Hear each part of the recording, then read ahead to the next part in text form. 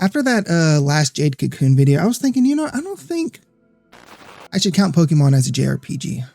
From the completely different game design philosophy, no real party members, to a progression system that's not really about you, it's more about the kind of Pokemon. I'm going to explain why Pokemon is not a JRPG. I'm Shawnee Boy. If you like JRPG content, especially Final Fantasy content, consider subscribing. We have a very fun, small, but growing community, and enjoy the video.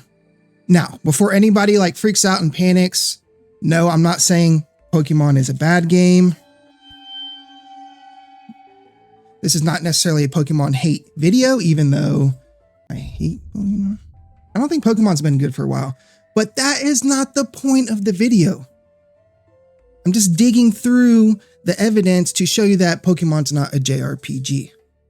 Now, we all know Pokemon's one of the most beloved, I think it's like a top 3 or top 5 most sold franchise in gaming history. But here's the thing. Pokemon's always been labeled a JRPG, and it sits next to Final Fantasy and Dragon Quest and Persona, and I've seen it in my own personal comments, and visually and mechanically it does make sense a little bit. It has turn-based battles, and it has stats, and it has levels, and you journey across this map. When you start pulling at the thread, you see that Pokemon doesn't just bend RPG rules, and specifically JRPG rules, it ignores them entirely, and that's exactly why it survived and thrived, in my opinion. So first things first, Pokemon comes from a completely different design philosophy. At their core, most JRPGs are narrative-first games. I know, the sky is also blue, in case you didn't know. Even when the gameplay is complex, the design philosophy is usually story-driven progression, character-driven emotions, and systems that serve the narrative. Pokemon completely flips this. Pokemon is a systems-first game. The world exists to support catching and battling and throwing your Pokeball and optimizing and experimenting and hitting on Nurse Jenny. Story is not the spine. It's the dressing, if you can even call it that. It tatters, basically. That alone puts Pokemon at odds with most JRPGs and actual JRPG DNA. JRPGs want you to feel something first, which is why I love the genre. Pokemon wants you to learn something first. Number 2, Pokemon doesn't have party members. It basically has loadouts. This is one of the biggest breaks. In a traditional JRPG, party members are characters, and of course they have backstories and relationships and conflicts and character arcs, and it's all epic and it's great and it's grand and it makes you feel something. You don't just swap them out casually. Removing a party member usually means losing a person. And yes, I know you can swap your battle members in Final Fantasy X and other, games. That's not what I meant. And you know what I mean. You know what I mean. But don't act like you don't. Pokemon doesn't work like that. First off, your party has no dialogue.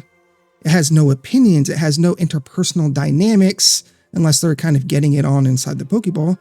And there's no narrative consequences for removing them from the party or just throwing them away, whatever.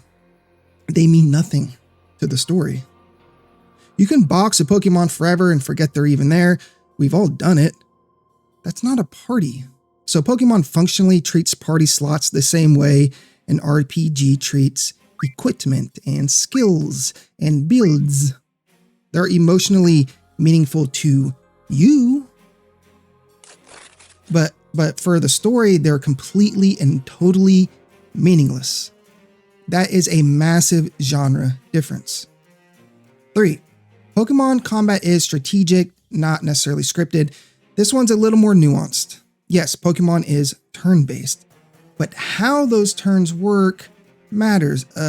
Look, a JRPG usually emphasizes resource management, MP, items, fixed roles, tank, healer, DPS, mage, boss patterns, and scripting, and endurance and kind of surviving over time. Pokemon combat emphasizes type matchups and predictions and switching, a little bit of luck, information advantage, status effects as win conditions. And it is crucial because in JRPGs, combat tests execution, and in Pokemon, combat more tests your decision making. You're not reacting to flashy animations, you're predicting the opponent, and that's why Pokemon exists at all. It's a gladiator arena.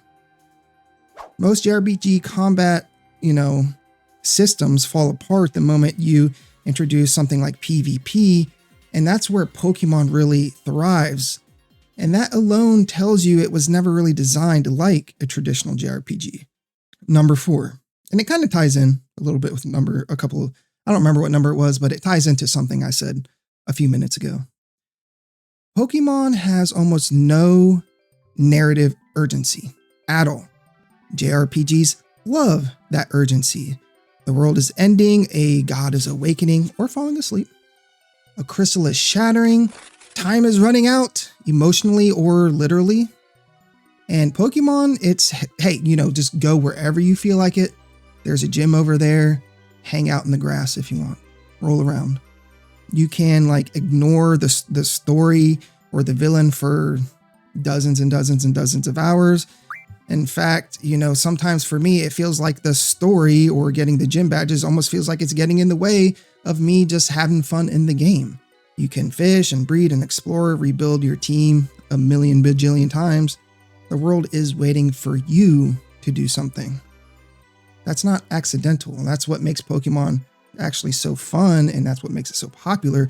Pokemon is built around routine and comfort, not this narrative pressure that is always weighing on you or this urgency to get to the next story point. It's about incremental mastery, familiar loops, and slow accumulation of Pokemon knowledge. JRPGs push you forward, and Pokemon invites you to kind of stay and hang out. I got my own Pokemon here. His name is Dash, and he's a boy, and he's a baby. Now, number 5. The protagonist isn't the hero. The system is. So, shocker, I know. JRPG protagonists fall into a few categories. They're the silent but expressive type. They're the reserved but defined type. Fully voice and fully narrative driven. That's about it. Pokemon protagonists are intentionally blank. That's actually something that I just realized is something a lot in Western RPGs. There's not a player insert in a narrative sense, but they don't grow as characters. They don't make any kind of meaningful choices outside of the first choice of Pokemon. Calm down. And they influence the plot in more unique and nuanced ways. The trainers exist to kind of interact with this system, and in Pokemon, the world doesn't revolve around you as a person, it just revolves around you as a participant in the Pokemon world. That's closer to something like a strategy game, or a simulation game, or competitive kind of frameworks of certain games than traditional JRPG storytelling. Number 6, progression isn't about characters, it's about you. Look, this might be the most important distinction in my opinion, because in JRPGs, characters gain levels, they unlock abilities obviously, and the narrative escalates and the stakes rise and it all comes to a head at the end of the game. In Pokemon, you gain knowledge and you understand type synergies and you earn evolutions and abilities and you recognize patterns. And yes, the Pokemon do level up, but raw stats can only take you kind of so far. I think a knowledgeable player can beat a stronger team, and that is not how a JRPG is balanced. Your avatar doesn't meaningfully evolve, you as the player do. That's a competitive design philosophy, not a narrative one. Number 8, Pokemon Endgame isn't a finality, it's basically a meta. And what I mean by that is when a JRPG ends, it obviously ends and maybe you get a post-credit scene. But optional content, might exist, but the emotional journey is complete. It's a full arc of a story. Pokemon's real game a lot of the time starts after the credits because you can do competitive battling, team optimization, just go out and get more Pokemon, online ladders, meta shifts, rule changes. There is no final build or perfect team in a general sense. There's no canonical endpoint. That's not how JRPGs are structured. That's how like these evergreen systems are built. And it has a lot more in line with a Western RPG in that sense, in my opinion. And number 8, just something I was thinking of. Pokemon basically accidentally became its own genre. And this is where everything starts to click. That's why it's not really a JRPG, because Pokemon isn't a JRPG that failed to evolve. It's a monster collecting strategy framework that's borrowed RPG language to teach its systems. That's why it's endlessly replayable. It scales from like kids to competitive adults and basically everybody in between. And it survives generational shifts way, way, way better than basically any JRPG I know. It's not competing with Final Fantasy like I've heard in my comments. It's not competing with Dragon Quest like I've heard online. It's competing basically with itself. So the conclusion, is Pokemon a JRPG? First off, not to me. Mechanically, structurally, philosophically, not really. What it is it looks like a JRPG and it borrows a lot of JRPG vocabulary, but it plays by a completely different rule book. And honestly, that is why it's endured like all these years. That's why it sells so much, because Pokemon didn't fail to fit into this JRPG mold, and people shouldn't be calling it a JRPG. It broke that mold, Daenerys Targaryen, and built something very, very timeless and unique unto itself in the process. All right, if you guys enjoyed the video, consider liking and subscribing. It's much appreciated. Have an amazing day. As you can see, I'm an official YouTuber now. My daughter made me that, so I love that. That will stay up forever. Have an amazing day, and God bless.